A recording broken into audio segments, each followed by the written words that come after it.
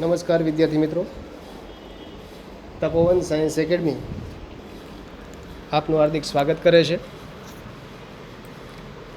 હું સતીશ સોજિત્રા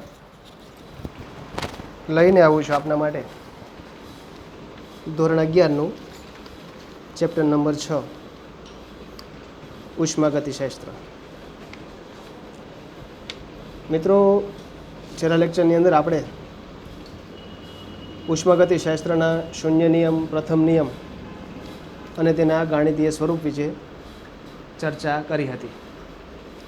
હવે આજે આપણે વાત કરીશું પ્રશ્ન નંબર 13. ક્વેશ્ચન નંબર 13, સમજાવો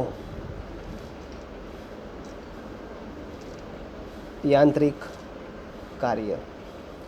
મિત્રો, પહેલેથી જ કહું છું કે આ ટોપિક હાલ પૂરતો રદ કરવામાં આવેલો છે, એટલે આ ટોપિકને લગતા પ્રશ્નો બોર્ડની અંદર પૂછી શકાશે નહીં. મિત્રો, આપણે વાત કરીએ તો કાર્ય, તો ખાસ કરીને રસાયણ વિજ્ઞાનની અંદર કાર્ય કેટલા પ્રકારના હોય છે? તો રસાયણ વિજ્ઞાનમાં મુખ્ય બે પ્રકારના કાર્ય થાય છે. એક યાંત્રિક કાર્ય અને બીજું છે વિદ્યુતીય કાર્ય. તો મિત્રો, રસાયણ વિજ્ઞાનમાં મુખ્ય બે પ્રકારના કાર્ય થશે કે યાંત્રિક કાર્ય અને બીજું છે વિદ્યુતીય કાર્ય. હવે કાર્ય એટલે શું? તો કાર્ય એટલે બળ અને તેની દિશામાં થયેલા સ્થાનાંતરના ગુણાકારને કાર્ય તરીકે ઓળખવામાં આવે, જે ધોરણ 9ની અંદર તમે શીખી ગયેલા છો. તો કાર્ય એટલે બળ અને બળની દિશામાં થયેલા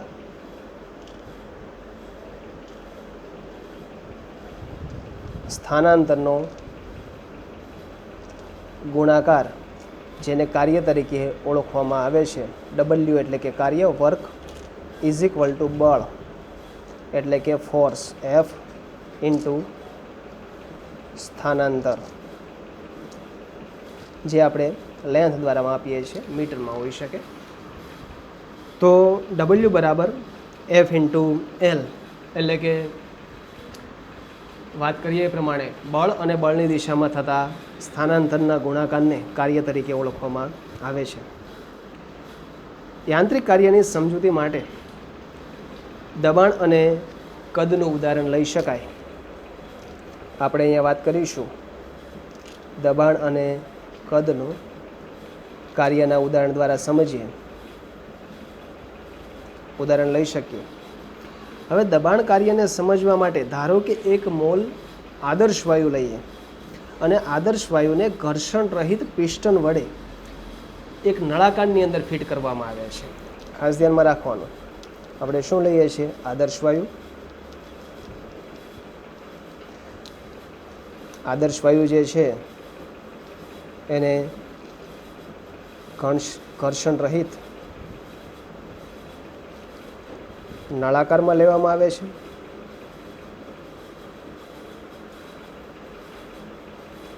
અને આદર્શ વાયુ જે છે એનું કદ કેટલું લઈશું આપણે?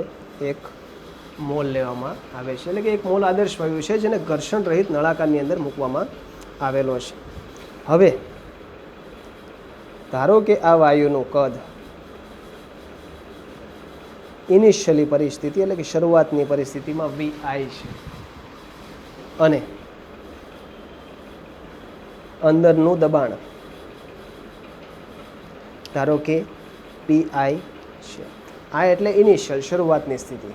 તો આ વાયુ જે લીધેલો છે એને આપણે નળાકારની અંદર મૂકવામાં આવેલો છે. નળાકારની અંદર એનું કદ VI, જ્યારે શરૂઆતનું એનું દબાણ PI તરીકે ઓળખીએ છીએ. હવે જો આના પર બાહ્ય દબાણ PEX લાગુ પાડીએ તો, જો બાહ્ય દબાણ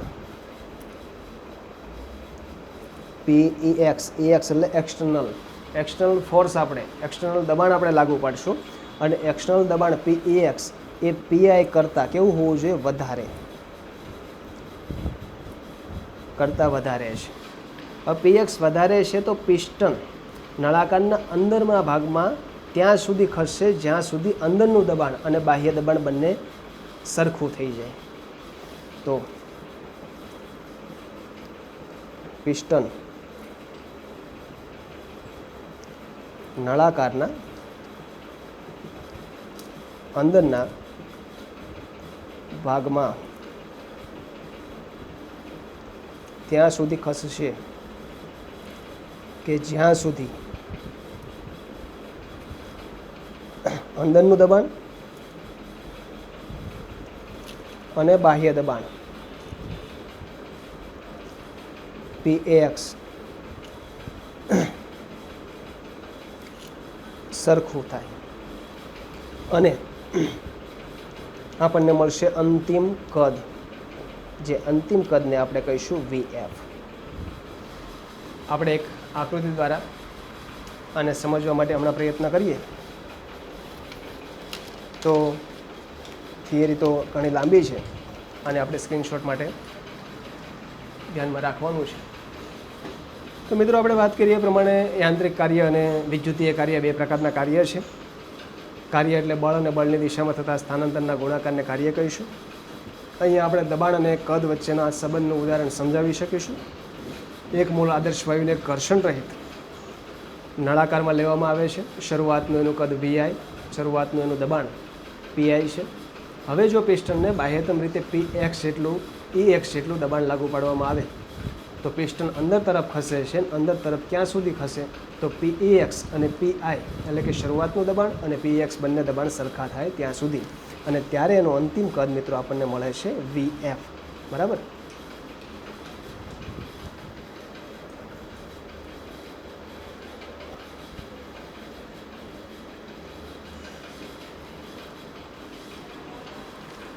હવે વાત કરીએ તો પિસ્ટન લઈએ.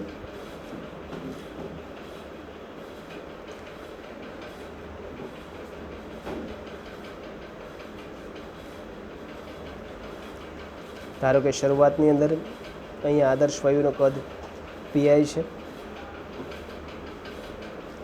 આ પિસ્ટન છે.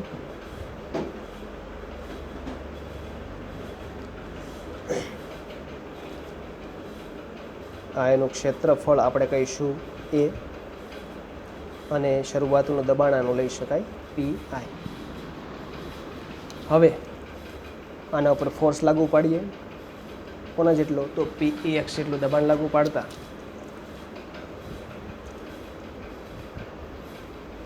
પિસ્ટન અંદર તરફ ખસે છે.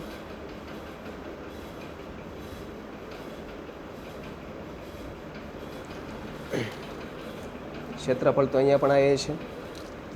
અંતિમ કદ આપણને મળે VF. તો અહીંયા ધારો કે વાત કરીએ અહીંયાથી લઈને અહીંયા સુધી નો ફેરફાર થયો, જેને લેન્થમાં ફેરફાર કરીશું DL. તો આ પ્રમાણે આપણે આકૃતિ દ્વારા સમજાવી શકીએ કે પિસ્ટનને ફોર્સ કરીએ એટલે પિસ્ટન અંદર તરફ આવશે, લેન્થની અંદર એટલો ફેરફાર જોવા મળશે અને અંતિમ કદ જોવા મળશે VF. આ સંકોચન થયું કહીશું આપણે. તો એવું લખી શકીએ, આ સંકોચન દરમિયાન, હવે સંકોચન થાય છે દરમિયાન, સંકોચન દરમિયાન ધારો કે પિસ્ટન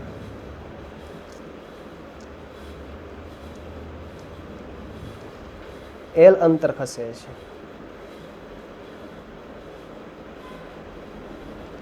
અને પિસ્ટનના આડછેદનું ક્ષેત્રફળ આપણે લીધું એ પ્રમાણે A છે, ક્ષેત્રફળ A છે. તો કદમાં કેટલો ફેરફાર થાય છે તો કદમાં થયેલો ફેરફાર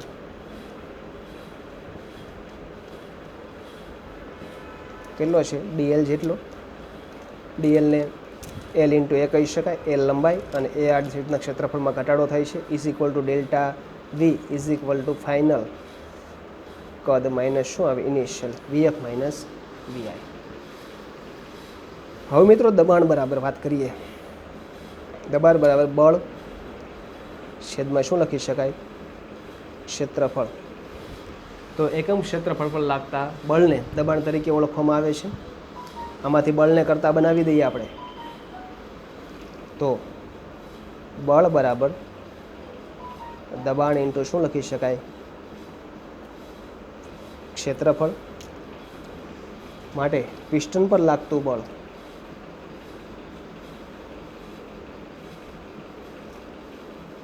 ધારો કે PAX છે, બરાબર છે, ઇન્ટુ દબાણ PX અને ક્ષેત્રફળ કેટલું છે એ, તો PAX ઇન્ટુ એ લખી શકાય. હવે આપણે સમજવાનું છે મુખ્ય કાર્ય એટલે શું. તો પિસ્ટન ખસે છે, તો પિસ્ટન ખસવાથી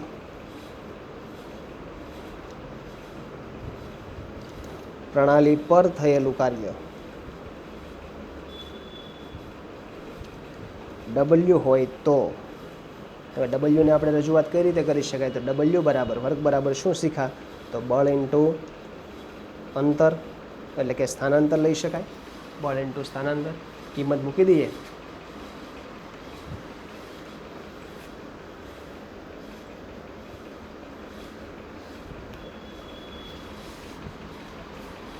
બળ ઇન્ટુ અંતરમાં કિંમત મૂકીએ, માટે W બરાબર બળ કેટલું છે, તો PEX ઇન્ટુ એ જેટલું, તો PEX ઇન્ટુ એ ઇન્ટુ અંતર કેટલું કાપે છે, L જેટલું, માટે PEX ઇન્ટુ એ ઇન્ટુ L લખી શકાય. આપણે આગળ શીખ્યા એ ઇન્ટુ L બરાબર શું થાય, તો ડેલ્ટા V, માટે PEX ઇન્ટુ ડેલ્ટા V. પરંતુ ખાસ ધ્યાન રાખવાનું, પ્રણાલી પર કાર્ય હોય ત્યારે મૂલ્ય કેવું લખાશે, માઇનસ, તો માઇનસ આવશે. માટે minus PEX into delta V, માટે PEX ડેલ્ટા V બરાબર શું છે, તો VF માઇનસ VI. અહીંયા ઋણ સંજ્ઞા જે દર્શાવવામાં આવી છે એ વર્કની કાર્યની પ્રણાલીગત સંજ્ઞા છે, જે આપણે શીખાય કે પ્રણાલી પર કાર્ય થાય ત્યારે W નું મૂલ્ય જે છે મિત્રો હંમેશાને માટે માઇનસ લેવું પડે છે. અહીંયા પ્રણાલી પ્રમાણે આપણે આ લખી શકાય છે, પ્રણાલી પર કાર્ય થયેલું જોવા મળશે. હવે VF માઇનસ VIની સંજ્ઞા ઋણ લઈએ તો અહીંયા મૂલ્ય મળશે PEX into VF minus VI, કારણ કે એ પ્રણાલી પર કાર્ય થાય છે, માટે સંજ્ઞા ટોટલ આવશે ધન, પોઝિટિવ મૂલ્ય આપણે લઈશું. તો અહીંયા સાથે આપણો પ્રશ્ન જે છે એ કાર્ય માટે થશે, પરંતુ હજુ પ્રશ્ન ઘણો બધો લાંબો છે, તો જોઈએ આમાં જ આગળ.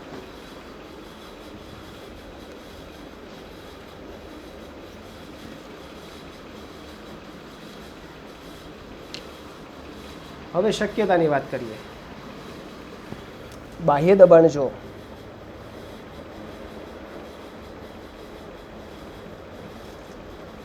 PAX એ વાયુ P કરતા સહેજ ઓછું હોય તો,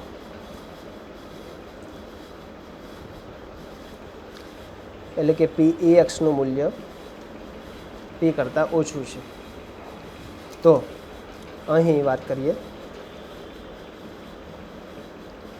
પ્રણાલી દ્વારા પર્યાવરણ પર કાર્ય થાય છે.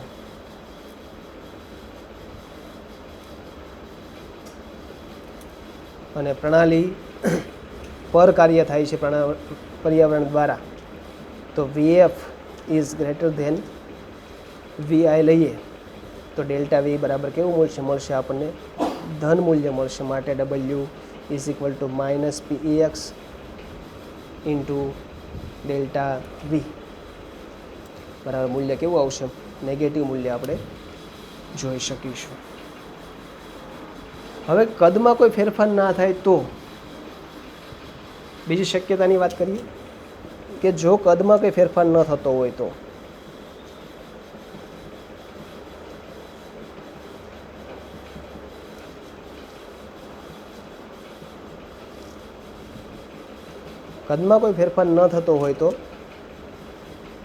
પ્રણાલી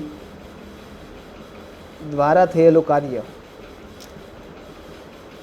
ડબલ્યુ બરાબર કેવું થશે 0. તો બે શક્યતાની વાત કરીએ. જો વાયુનું વિસ્તરણ થાય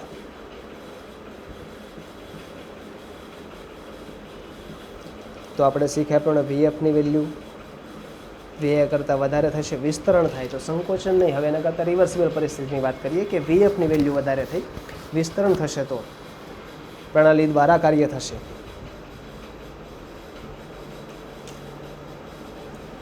અને પ્રણાલી દ્વારા કાર્ય હોય તો ડબલ્યુનું મૂલ્ય કેવું લઈ શકાય આપણે મિત્રો? ઋણ. બીજી વાત કરીએ, જો સંકોચન થાય તો જે આપણે કર્યું કે વાયુનું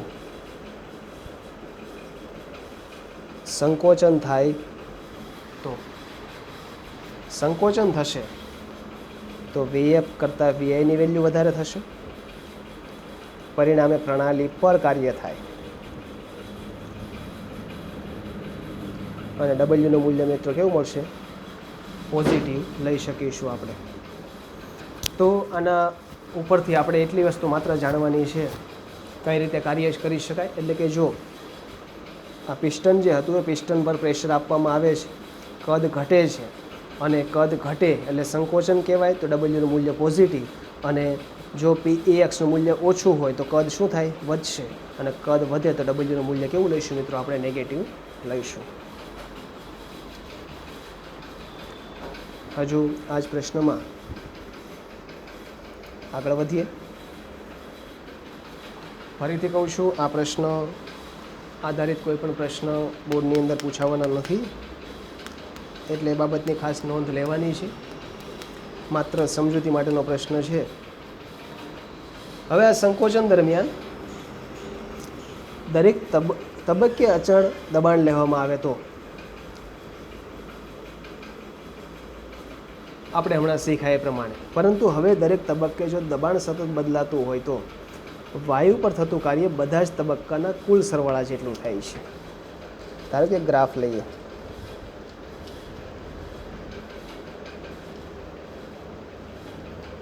શરૂઆતનું ફાઇનલ કદ વીએફ વીઆઈ છે.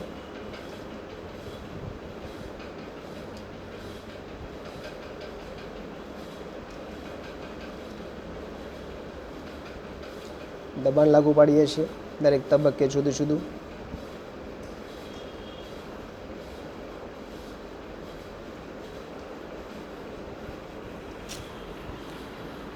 તો દરેક તબક્કે લાગુ પડતા દબાણનો આપણે સરવાળો લેવો પડશે. તો ડબલ્યુ બરાબર minus sigma P x into delta V. એટલે કે અહીંયા આપણે એવી વાત કરીએ છીએ કે દબાણ અચળ નથી, દરેક તબક્કે દબાણ આપણે ફેરવતા રહીએ છીએ. દબાણ સતત બદલાતું હોય તો આપણે છેલ્લે કુલ કાર્ય જ્યારે ગણવાનું હોય ત્યારે તમામ પ્રકારના જે દબાણ તબક્કા વાઇઝ લીધેલા છે એનું સિગ્મા એટલે આપણે એનો સરવાળો લેવો પડશે. જો દબાણ અચળ ના હોય તો પ્રક્રિયા દરમિયાન એ મૂલ્ય એવી રીતે બદલાતું હોય તે વાયુના દબાણ કરતાં અનંત સૂક્ષ્મ રીતે વધે છે. એટલે કે કદમાં જે ફેરફાર થાય છે અનંત સૂક્ષ્મ રીતે એમાં ફેરફાર જોઈ શકાય છે. અને સૂક્ષ્મ રીતે કદમાં જે ઘટાડો થાય છે એ કદનો ઘટાડો ધારો કે લઈએ આપણે ડેલ્ટા વી છે, તો થયેલું કાર્ય ડેલ્ટા વી બરાબર કેટલા કદમાં ઘટાડો થાય? તો એ ઇન્ટુ ડેલ્ટા એલ જેટલો. કારણ કે લેન્થમાં પણ ઘટાડો ખૂબ જ ઓછા પ્રમાણમાં જોવા મળશે. તો પિસ્ટન પર લાગતું દબાણ F is equal to P x into A આપણે આગળ શીખી ગયેલા છે. તો હવે સૂક્ષ્મ કાર્યની ગણતરી કરીએ કે દરેક તબક્કા વાઇઝ જો દબાણ અલગ અલગ હોય તો પિસ્ટન દ્વારા લણણી પર થયેલું સૂક્ષ્મ કાર્ય ડીડબલ્યુ હોય તો ડીડબલ્યુ બરાબર શું છે? બળ ઇન્ટુ સ્થાનાંતર. બળ કેટલું છે? P x into ડીવી. સ્થાનાંતર લઈ શકાય. સંકલન લઈએ, અહીંયા મૂલ્ય તો માઇનસ જ આવશે. પ્રણાલી દ્વારા કાર્ય થાય છે, નોંધ લખી દઉં છું. પ્રણાલી દ્વારા કાર્ય થાય છે માટે ડબલ્યુનું મૂલ્ય કેવું લઈશું? માઇનસ. ડબલ્યુ બરાબર માઇનસ ઇન્ટિગ્રેશન કદ લઈશું આપણે વીઆઈથી લઈને વીએફ સુધી માટે પી એક્સ ઇન્ટુ શું લખી શકાય? ડીવી આપણે લખી શકીએ. સંકલન શીખાય છો એ પ્રમાણે minus P X VF minus શું લખી શકાય? વીઆઈ ઇનિશિયલ પોઝિશન માટે માઇનસ પી એક્સ ઇન્ટુ શું લખી શકાય? Delta V. હવે દરેક તબક્કામાં પી એક્સ એટલે શું? દરેક તબક્કામાં પી એક્સ એટલે કે પી ઇનિશિયલ પોઝિશન +4 માઇનસ ડીપી થશે. ખાસ કરીને વધારો જ કરીએ છીએ આપણે તો ડીપી, એટલે કે ઇનિશિયલ પોઝિશન ઉપર ડીપી જેટલો દબાણનો વધારો કરવામાં આવે છે. તો આના કારણે આપણને સૂક્ષ્મ તબક્કે થતું કાર્ય નોંધી શકાય. મિત્રો, આમ સમાન પરિસ્થિતિ વિસ્તરણ પ્રકરણની અંદર પણ જોવા મળશે. એમાં પ્રણાલીના દબાણ કરતાં બાહ્યતમ દબાણ વિસ્તરણ હોય ત્યારે આપણે ઓછું લાગુ પાડીશું અને આ પ્રકારનું પ્રક્રમ જે છે મિત્રો એ પ્રતિવર્તી પ્રક્રમ તરીકે ઓળખાય છે. જો પ્રક્રમની અંદર એવી રીતે ફેરફાર કરવામાં આવે કે પ્રક્રમ ગમે તે ક્ષણે અનંત સૂક્ષ્મ રીતે પરિવર્તન કરી શકાય તો એવા પ્રક્રમને પ્રતિવર્તી પ્રક્રમ તરીકે ઓળખીશું. જે આપણે શીખી ગયા છે પ્રતિવર્તી એકબીજાની અંદર રૂપાંતર થાય જે પ્રકારનું પ્રક્રમ શક્ય બને તેવા પ્રક્રમને શું કહીશું આપણે? પ્રતિવર્તી પ્રક્રમ તરીકે ઓળખવામાં આવે છે. અને આ સિવાયના કોઈ પણ પ્રક્રમ હોય મિત્રો તેને અપ્રતિવર્તી પ્રક્રમ કહીશું. તો આજના લેક્ચરની અંદર ચાલેલો આખો ભાગ, આ ભાગ જે છે એ આપણા સિલેબસની અંદર આ વખતે નીકળી ગયેલો છે. આગળનો પ્રશ્ન પણ લઈ લઈએ સાથે, એ પણ આપણા સિલેબસમાં નથી એટલે હોમવર્કમાં પ્રશ્ન લખવાની હાલ કોઈ જરૂરિયાત નથી. પ્રશ્ન નંબર 14, પ્રતિવર્તી સમતાપી પ્રક્રમમાં થયેલ કાર્ય સમજાવો. પ્રતિવર્તી અને સમતાપી પ્રક્રમ હોય તેના માટે કાર્યની વાત કરીએ તો ડબલ્યુ હવે રિવર્સિબલ છે, પ્રતિવર્તી પ્રક્રમ છે. ઇન્ટિગ્રેશન વીઆઈથી લઈને કયું લઈશું? વીએફ. આગળ શીખાય એ પ્રમાણે પી એક્સ ઇન્ટુ ડીવી લઈશું. માટે ઇન્ટિગ્રેશન વીઆઈથી વીએફ સુધી પી એક્સ બરાબર આપણે હમણાં શીખ્યા પીઆઈએન +4 માઇનસ ડીપી શું આવશે? ડીવી. અહીંયા ડીપી અને ડીવીના મૂલ્ય ખૂબ જ ઓછા છે માટે ઇન્ટિગ્રેશન વીઆઈથી વીએફ માટે પીઆઈએન ઇન્ટુ શું લખી શકાય? ડીવી. અહીંયા ડીપી ઇન્ટુ ડીવી ના મૂલ્ય ઓછા હોવાથી અવગણતા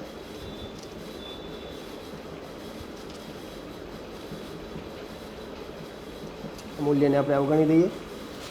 સામાન્ય વાયુ સમીકરણ લખીએ PV is equal two NRT, જ્યાં પી ઇનિશિયલ પોઝિશન બરાબર એનઆરટી અપોન શું આવશે મિત્રો? વી. હવે સમતાપી વિસ્તરણ છે માટે સમાન તાપમાને વાત કરીએ તો W reversible is equal to minus integration વીઆઈથી વીએફ સમીકરણ મૂકીએ એનઆરટી ડીવી અપોન વી માટે W reversible is equal to minus NRT LN VF upon VI અને ઇઝ ઇક્વલ ટુ એલએન કાઢી નાખીએ તો 2.303 minus 2.303 NRT log VF upon VI. આ સૂત્ર ડબલ્યુનું આપણે એક્ઝામ્પલ માટે અગત્યનું JEE અને નીટના એક્ઝામ્પલ માટે ગુજરાત બોર્ડમાં પૂછાશે નહીં. તો આ સૂત્ર ખાસ અગત્યનું છે કે જેમ આપણે વાત કરી શરૂઆતનું સ્ટેપ આગળ શીખા પી એક્સ બરાબર પણ આગળ શીખા જ્યારે સૂક્ષ્મ તબક્કાનો ફેરફાર હોય ત્યારે પીઆઈએન +4 - ડીપી લખી શકાય. હવે ડીપી અને ડીવી ખૂબ જ ઓછું છે માટે અવગણી દઈએ. હવે સમીકરણ લઈએ સામાન્ય વાયુ સમીકરણ, એમાંથી પીની જગ્યાએ પીઆઈએન મૂકી દઈએ એનઆરટી અપોન વી ડીવી અપોન વી. ઇન્ટિગ્રેશન લઈએ એનઆરટી તો અચળ છે એનઆરટી આગળ લખી શકાય માટે વીની સાપેક્ષમાં ઇન્ટિગ્રેશન લેતા વીએફ upon વી આવશે. એલએનને દૂર કરીએ એટલે 2/303. તો આ સૂત્ર મિત્રો આપણે તારવી શકીશું, જે એક્ઝામ્પલ માટે અગત્યનું છે. આજના બંનેમાંથી એક પણ પ્રશ્ન હોમવર્કની અંદર કરવાનો નથી અને બોર્ડ માટે પણ અગત્યના નથી. ખાસ વસ્તુ ધ્યાનમાં રાખવી.